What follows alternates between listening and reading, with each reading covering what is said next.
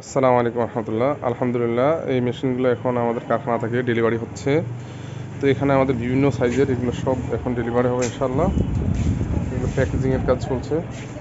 তো আলহামদুলিল্লাহ এখানে আসলে আজকে বড় কোনো ইনকিউবেটর ডেলিভারি হচ্ছে না। তো এখানে এগুলো হচ্ছে 352 ক্যাপাসিটির তিনটি 352 ক্যাপাসিটির 100% অটোমেটিক।